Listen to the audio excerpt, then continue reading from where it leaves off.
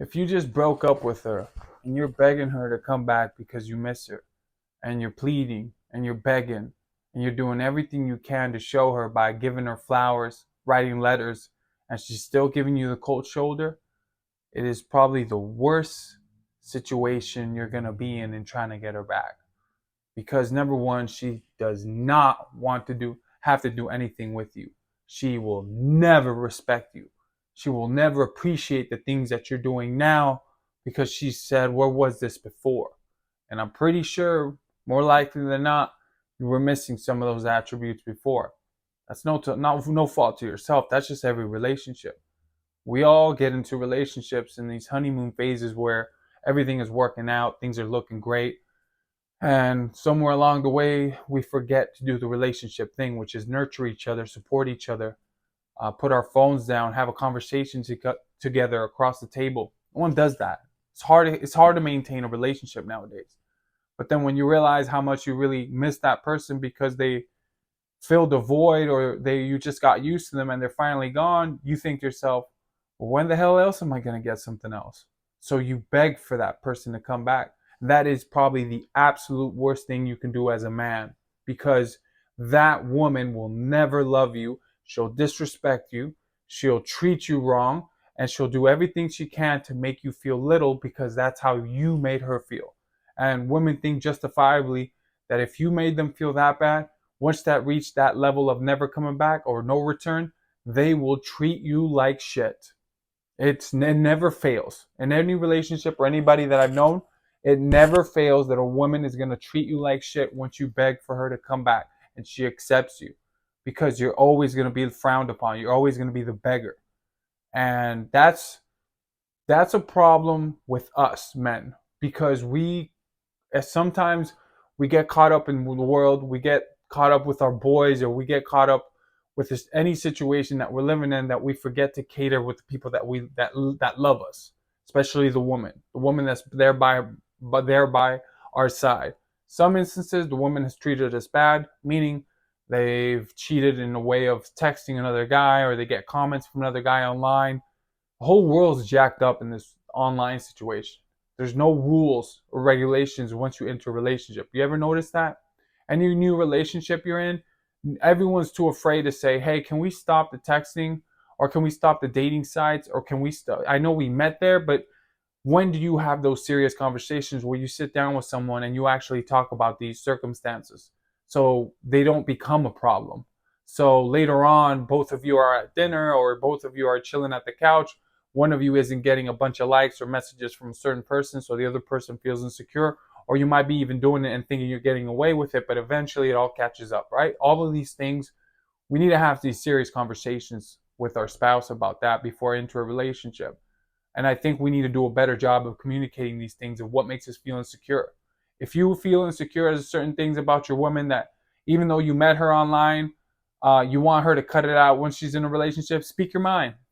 If she's not complying with those things, walk away. It's early enough for you to walk away, not to have to beg. But after a breakup, and if you choose to beg for her to come back to you, your life will be destroyed. You're spending too much energy for someone that does not love you anymore or does not give a fuck about you. They literally reached that point, and they use it out of spite also, because it's gonna take time for them to heal. Because what they're gonna end up doing is they're gonna talk to another guy, they're gonna fuck around with another guy, and they're gonna come to the realization that the world ain't pretty either. The shit out there is filled with a bunch of fucked up heads, just like you and I and everyone else in the world, that have zero education of what it's like to live in a new generation of internet, dating apps, dating, and loneliness, and COVID, and all this other shit that went along this whole time in our lives, that everyone's trying to sell you a book of how to deal with the relationship accordingly. The only book you should be reading is the Bible. That's real talk. I'm not even playing. If you learn to be at peace with your heart, if you learn to be at peace with yourself, none of the fornication, none of the pornography, none of the outside world is going to make you happier than knowing that you have God in your heart. And I mean that sincerely. But this is not the conversation for that. I just want to point that out.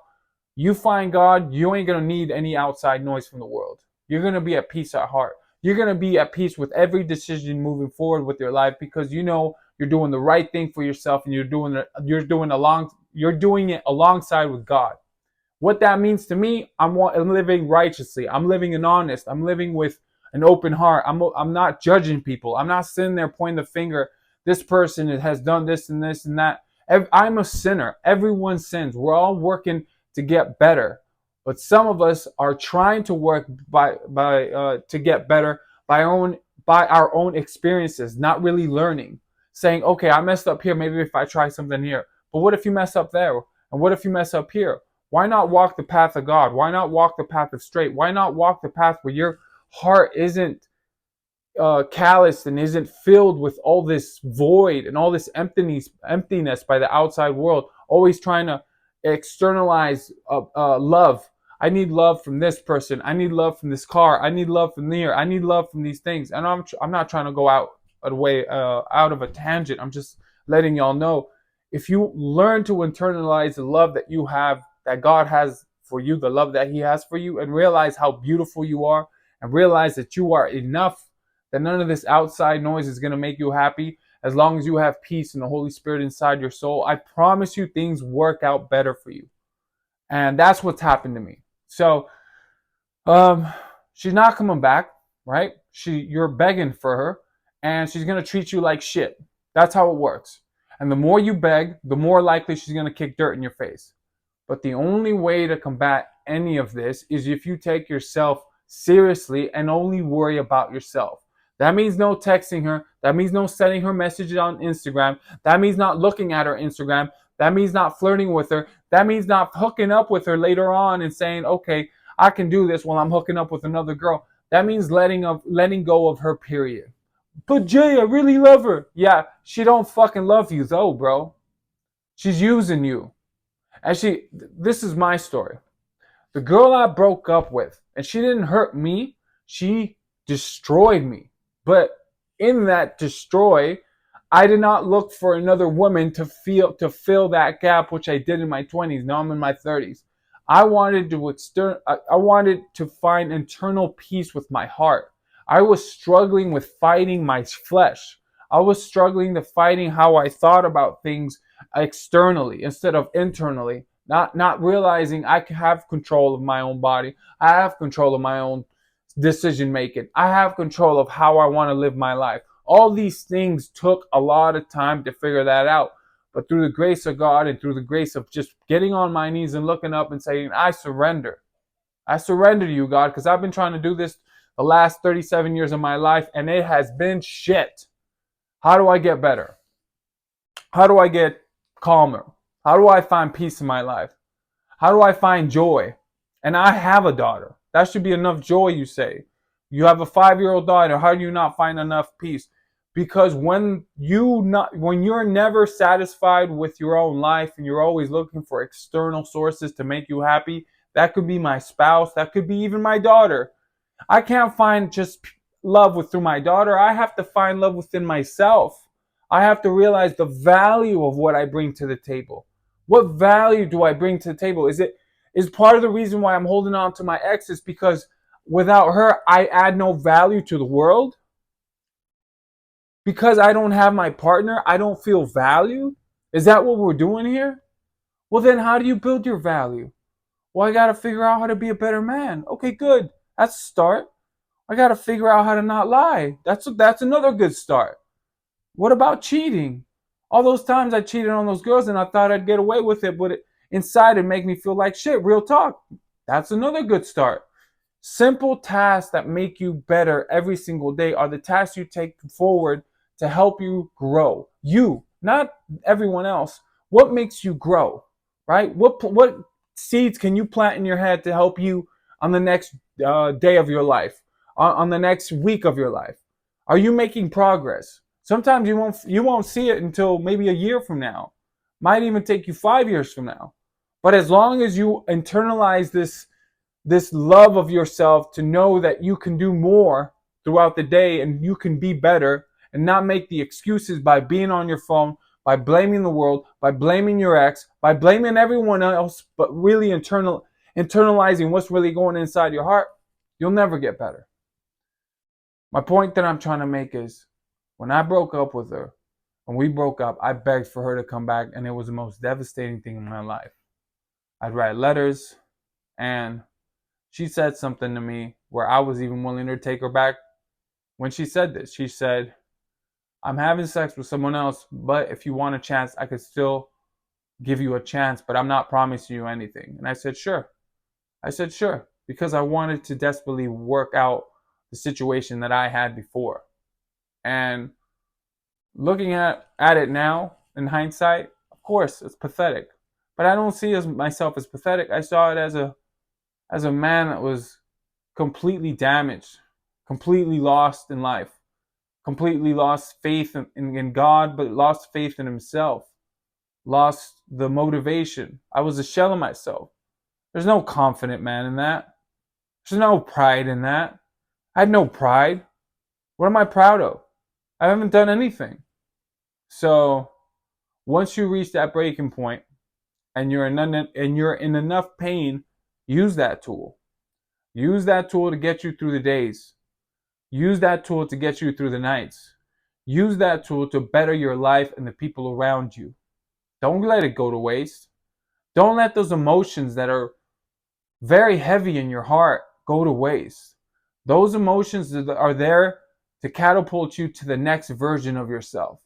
Sometimes that push, when you get pushed down, isn't a slight push. Sometimes that push is really hard where your neck kind of slicks back, right? Like I forgot that term that they use.